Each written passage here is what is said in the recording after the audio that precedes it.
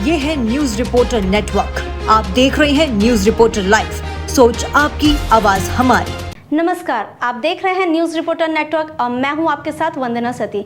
शुरू करते हैं खबरों का सिलसिला, लेकिन उससे पहले नजर डालते हैं सुर्खियों पर। हल्द्वानी में युवतियों का पीछा करने की घटना के वायरल वीडियो पर एसएसपी नैनीताल का हुड़दंगियों को स्पष्ट संदेश, अराजकता बर्दाश्त नहीं। उत्तराखंड में 38वें राष्ट्रीय खेलों के सफल आयोजन के लिए स्पोर्ट्स पोर्टल और प्रोजेक्ट मैनेजमेंट यूनिट की स्थापना।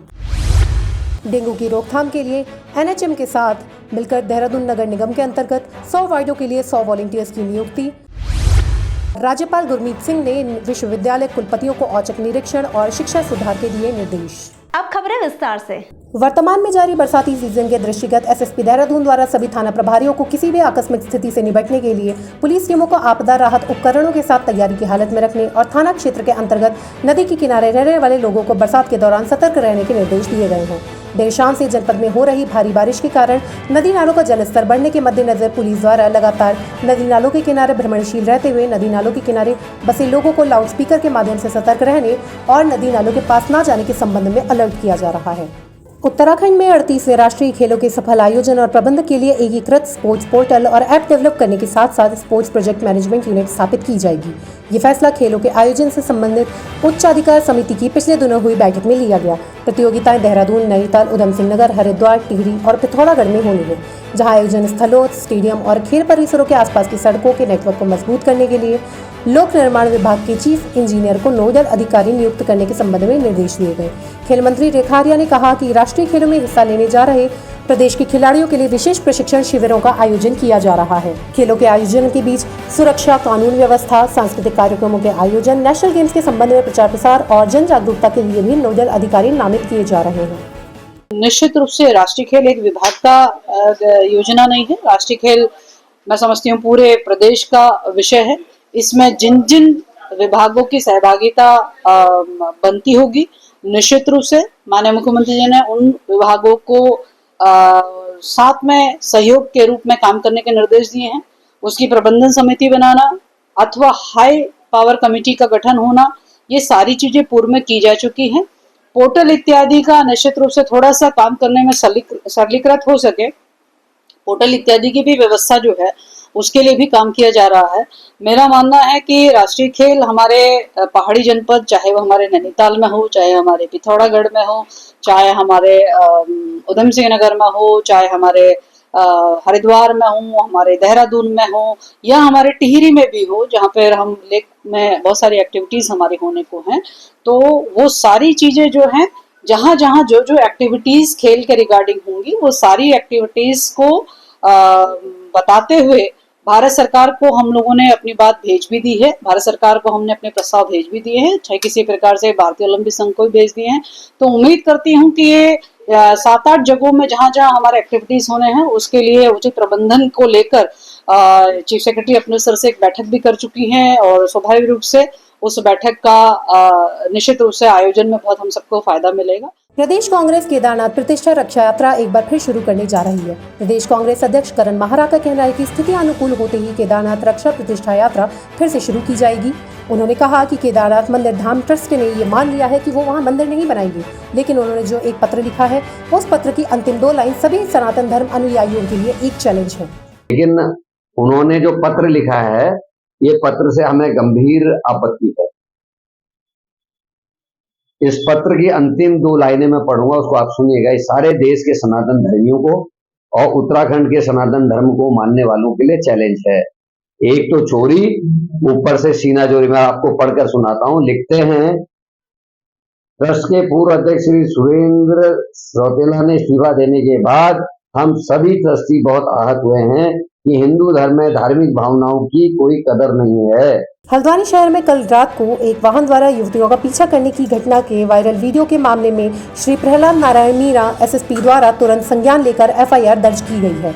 दोनों वाहनों में सवार युवाओं को पुलिस द्वारा पकड़ लिया गया है। सभी आरोपियों के विरुद्ध नैनीताल पुलिस द्वारा कड़ी कार्रवाई की जा रही है। एसएसपी नैनीताल द्वारा ऐसे हुड़दंगियों को स्पष्ट संदेश है कि इस तरह की अराजकता बिल्कुल बर्दाश्त नहीं की जाएगी।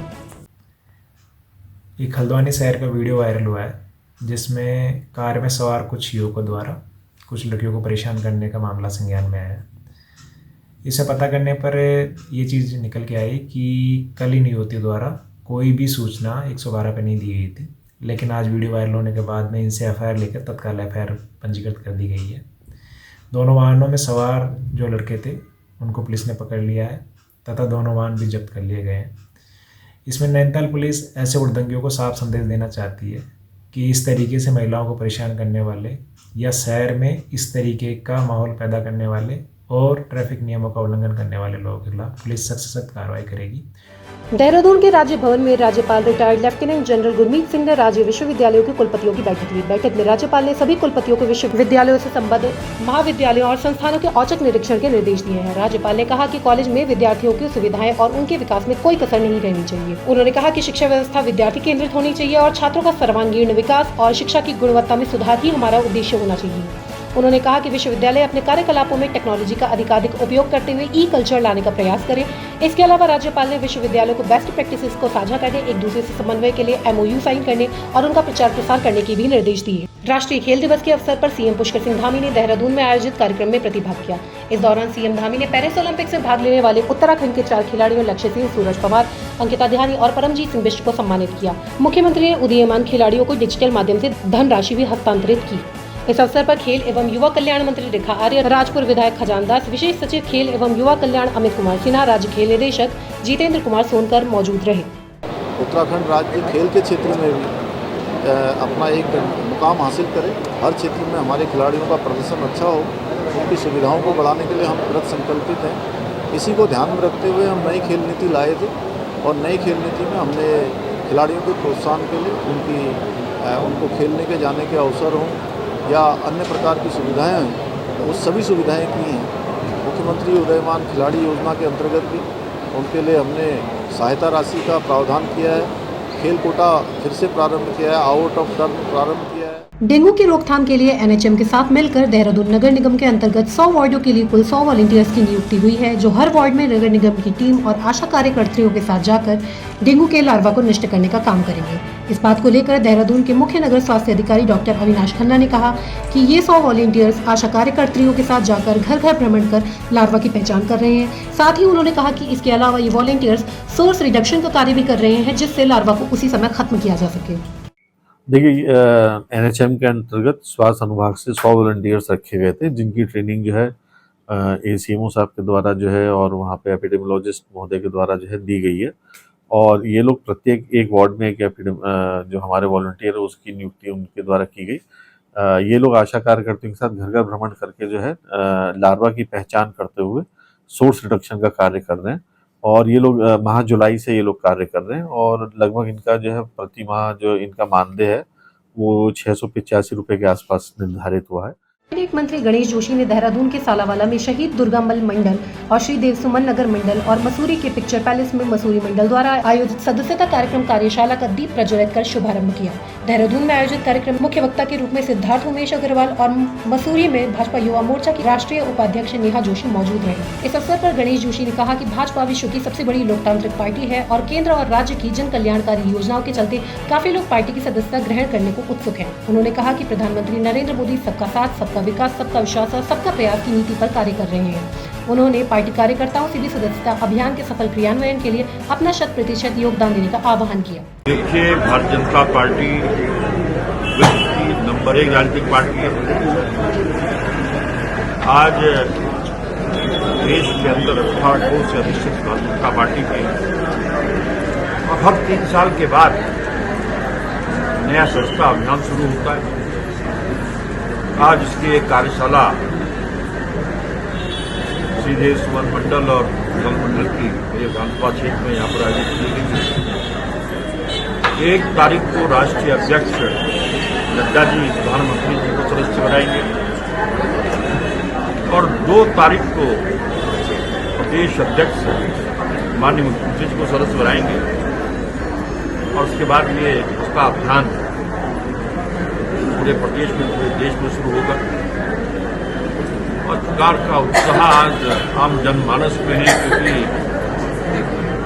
आज मोदी जी का 3रा कार्यकाल केंद्र में है और धामी जी को भी 3 साल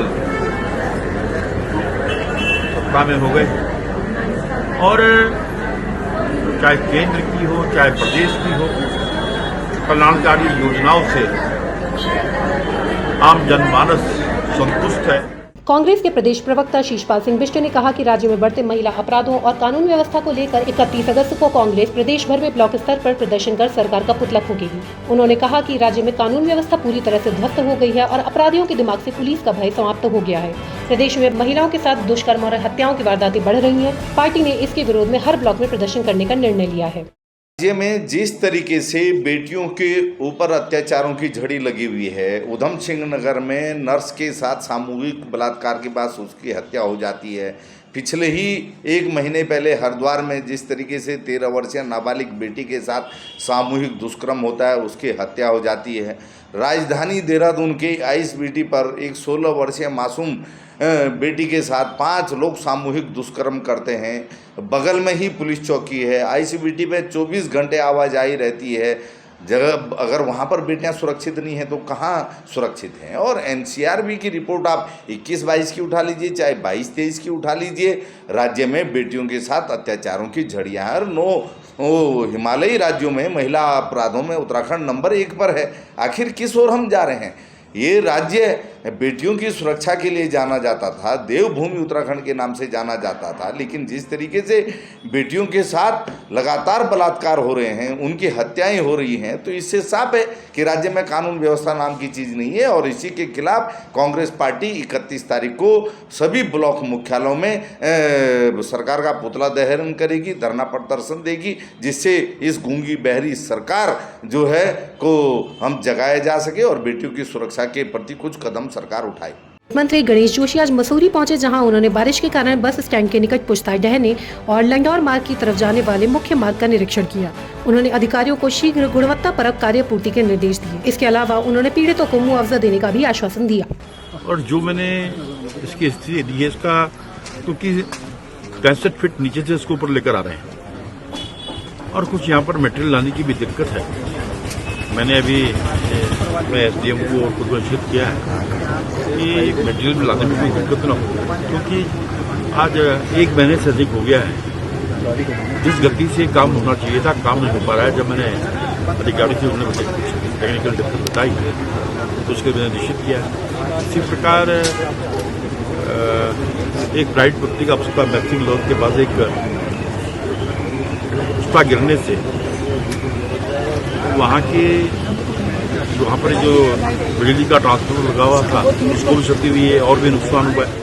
सुप्रीम कोर्ट के फैसले से वर्गीकरण के समर्थन को लेकर राष्ट्रीय वाल्मीकि क्रांति मोर्चा कल रैली निकालेगा, जो कि देहरादून के गांधी पार्क से शुरू होगी। वहीं राष्ट्रीय वाल्मीकि क्रांति दल मोर्चा के राष्ट्रीय महामंत्री धर्मपाल घाघट ने कहा कि हम सुप्रीम कोर्ट के फैसले के समर्थन में रैली निकालने जा रहे हैं, जो गांधी पार्क से लेकर घंटाघर से होते हुए डीएम आवास तक पहुंचेगी, जहां जिलाधिकारी को ज्ञापन सौंपा जाएगा। वंचित समाज के द्वारा कल एक रैली हमें देखने के लिए मिल रही है, जो सुप्रीम कोर्ट का ऑर्डर आया वर्गीकरण, उसके समर्थन में लेकर आप सभी एक रैली निकालने वाले हैं। क्या है पूरा मामला और कहाँ से रैली स्टार्ट होने वाली है? हम राष्ट्रीय वाल्मीकि क्रांतिकारी मोर्चे का मैं राष्ट्रीय महामंत्री हूँ, धर्मपाल घाघट मेरा नाम है।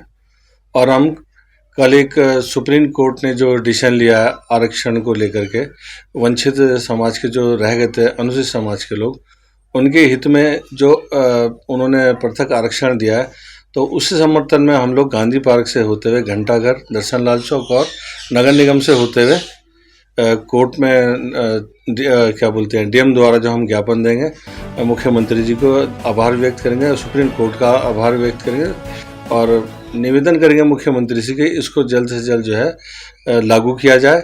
क्योंकि ये जो अनुसूचित समाज में जो अभी तक चल रहा था आरक्षण, कुछ समाज के लोगों को तो बहुत अधिक, जिनको क्रीमी लहर माना गया है, उन लोगों ने काफ़ी इसका लाभ लिया है। उन्हीं के समाज से आईएएस पीसीएस अधिकारी डीएम है, तो वही लोग, उनका परिवार ही डेवलप होता जा रहा है।